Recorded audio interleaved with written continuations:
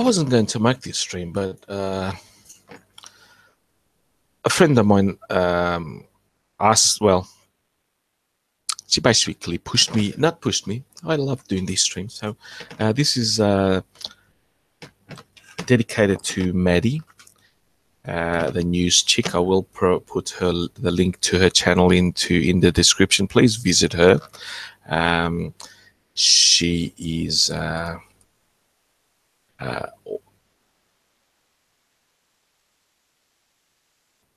just want to check that everything is correct before I step. Wait. Yes, everything is correct. We're gonna do a little live stream on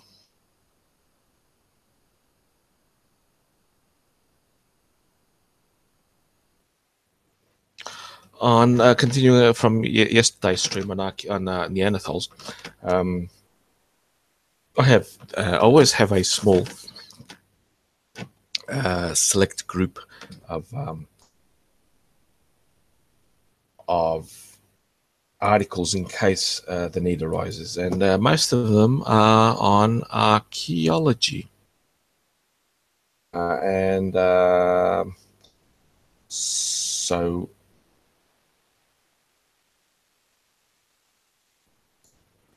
Wait a second. I need to the start will be very erratic, but the article, I think it's quite interesting.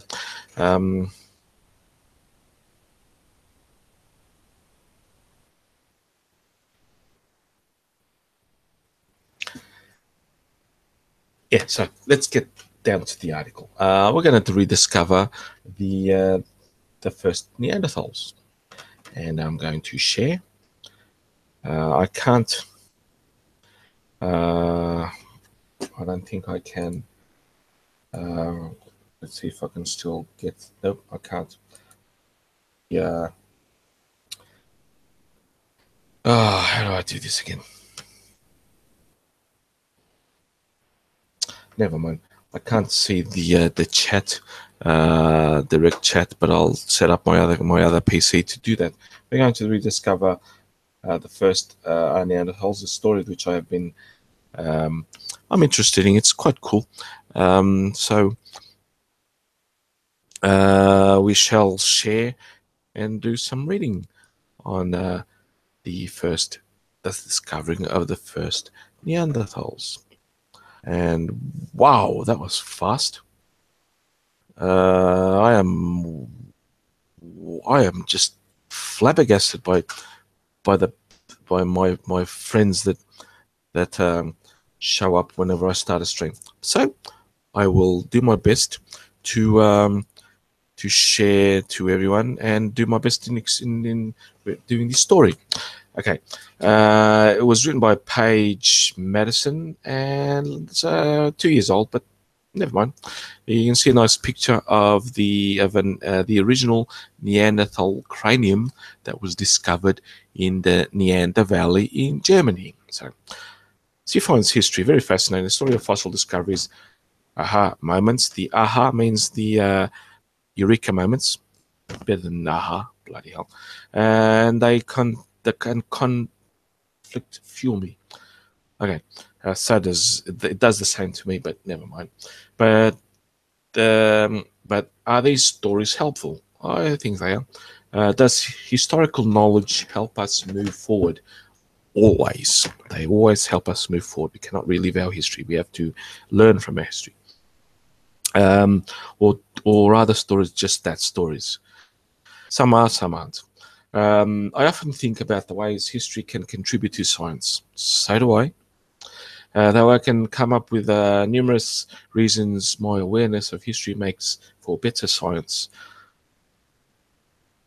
as long as it's peer-reviewed and follows the scientific method. To each his own, no worries about that.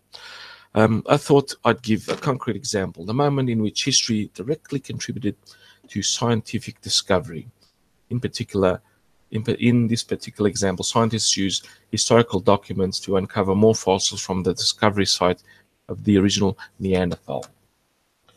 And you can see here the quarry in the Neander Valley, the picture, where the first Neanderthal was discovered. And we continue the story.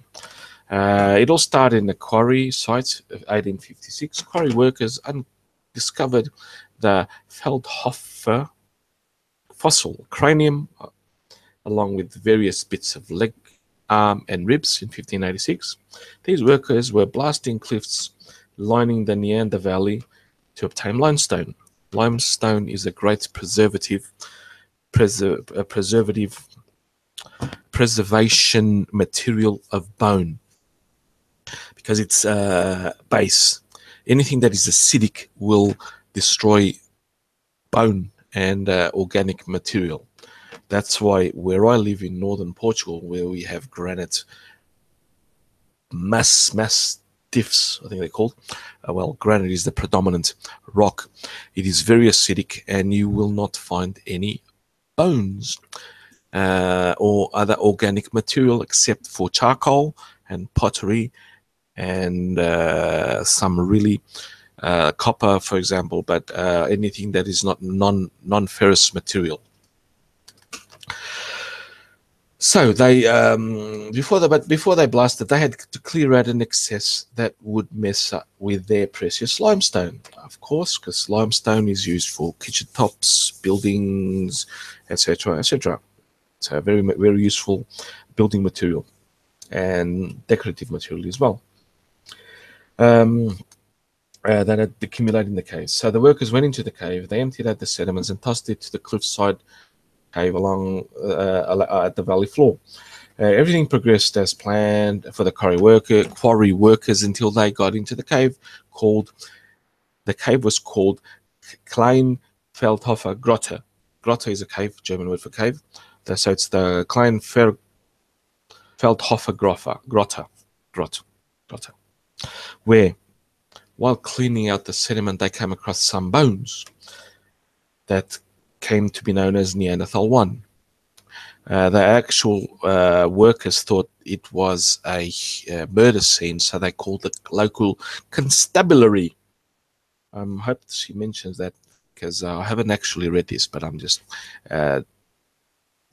doing it. So the workers followed the quarry owner's directions and turned over any bones. However, by the time they realized that they had found many of the bones that had been tossed, along with the sediment, out of the cave and down to the valley floor, for approximately 20 meters. The naturalists who got a hold of the bones, Johann Karl Fuhlrott, lamented that the skeleton of Feldhofer would have been much more complete if it had the workers had not been carelessness. However, he and many others proceeded to study those bones from the Neander Valley for the next century and a half. Not him personally, archaeologists and his successors, etc., etc. Because 150-year-old human would have been using itself. You know what I mean? So yeah, what they found was that they discovered a new hominin species, and they named it after the valley in which it was found, Homo neanderthalensis, which now is called Homo sapien neanderthalensis, because we have progressed and we could fit him into the human, with our hominin tree of life, etc., etc. Not just hominin, but our hominin and hominin and hominid as well. So they emptied out the remainders of the cave, blasting the limestone into smithereens. They didn't find, after they found enough of the fossils, they didn't find any more. And what they found in the other caves, etc., etc., were sort of stored. So when 1997 came about, many scientists decided to revisit the Neander site half a century and a half later. It wasn't as simple as finding a point in a map. Researchers could simply take a field trip to an intact cave.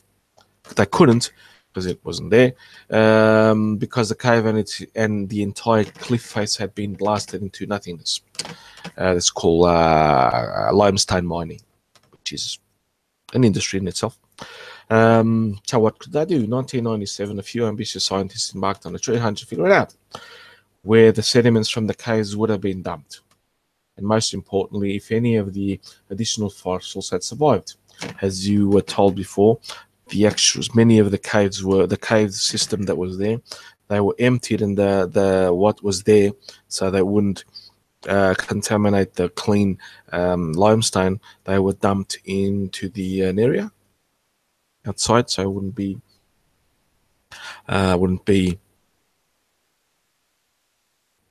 wouldn't destroy or contaminate the lovely limestone material that they were to use.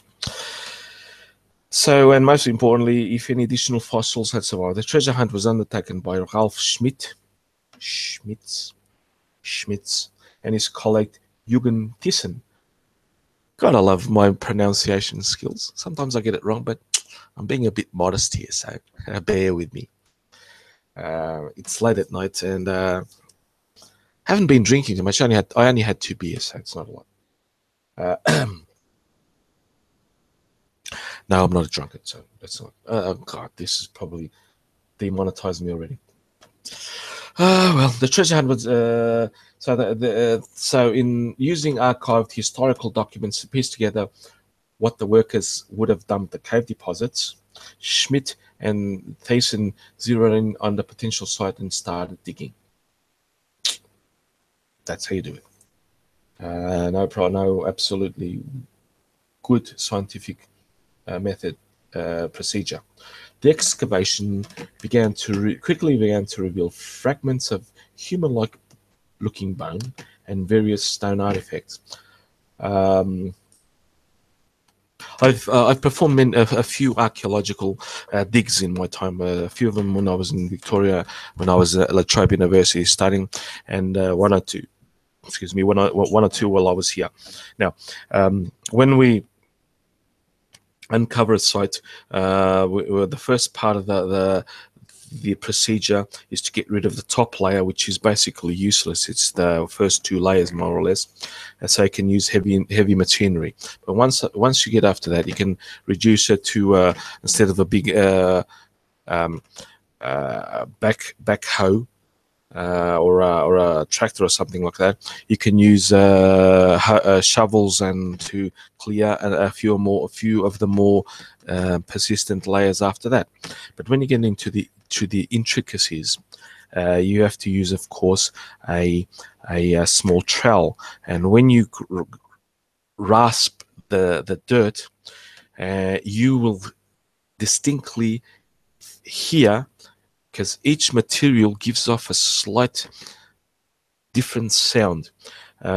Bone is sort of like a muffled thunk, while pottery is more like a higher pitched pa-ting. I'm trying to imitate the sounds because I have them recorded. That you can absolutely tell the difference, especially when you have to use a steel trowel and a plastic what do you call them? Plastic. They're like shovel type things, where the dirt is scraped onto, and as soon as it hits the plastic, you know what material you've discovered. Metallic materials also give their own distinct sound once they hit the plastic. Shovel type trowel thing, trowel. Oh man, can't remember the name, but never mind. Spatula, and you can, but it's not a spatula, Davey. It's bigger. It's the cleaning. You have the broom and that cleaning. That instrument where you brush the dirt onto that. It's like a shovel, but instead of being with the handle on top, the handle is 90 degrees. But I think you guys know what I mean. No, I can't even name it in Portuguese, Davey. It's the Portuguese name is a shovel, uma pá. It's a shovel, a cleaning shovel, cleaning pá, whatever. But that's not the important. The important part is the sound it makes once it hits the non-ferrous material we use. We have to use steel so as to not contaminate the site, because once it's analyzed, then anything that is not that is steel, we know that came from that, but anything that is not is from the actual material itself. And plastic is the best thing, but plastic is not very good at digging, so that's how it is. So but still, how did Schmidt and his team know they were definitely digging in the right place? Well, they needed a sign. The sign came up in a tiny piece of a leg bone. The team found a small piece of the bone that fit exactly onto the left femur of the original Neanderthal femur that they found in 1856.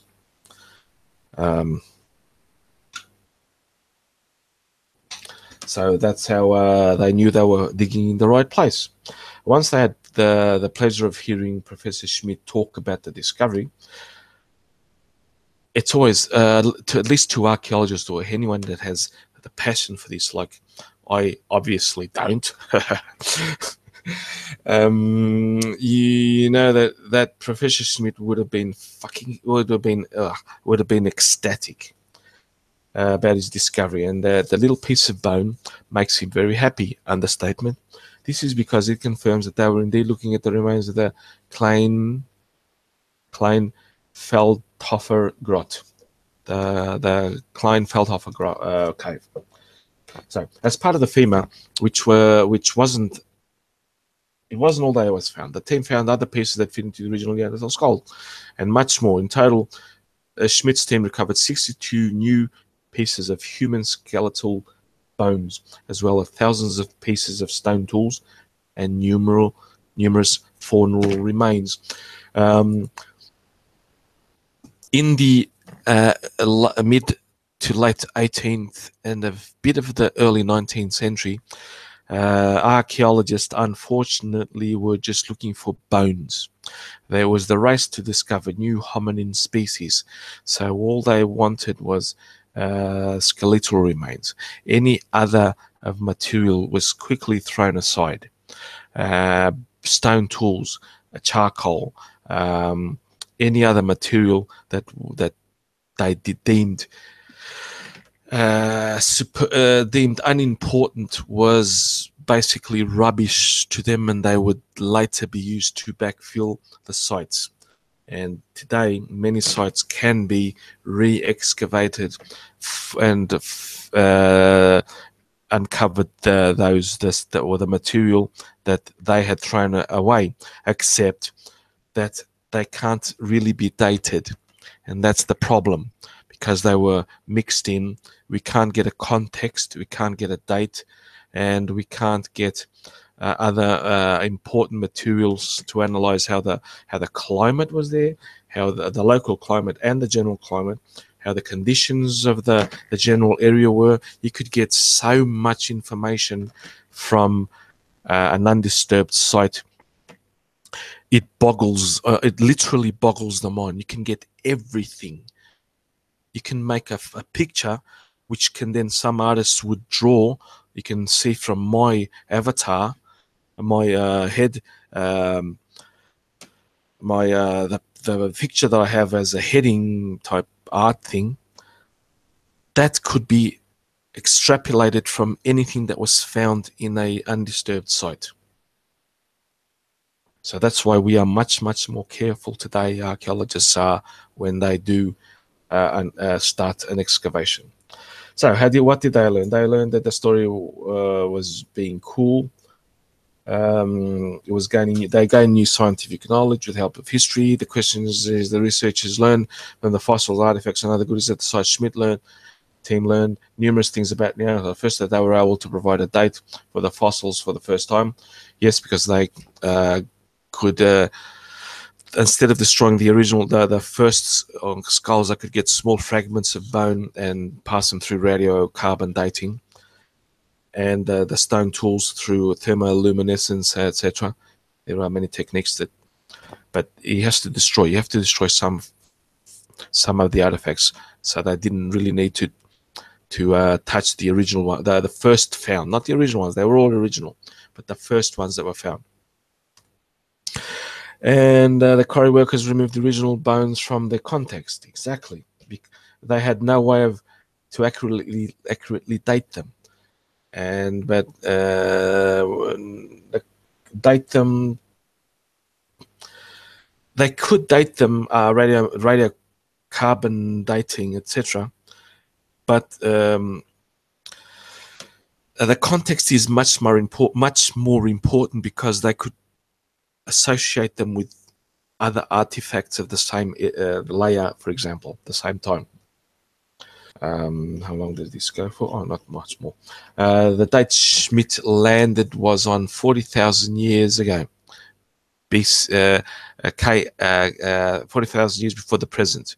And thanks to the study, we know that the age of one of the first hominins fossils ever to be studied.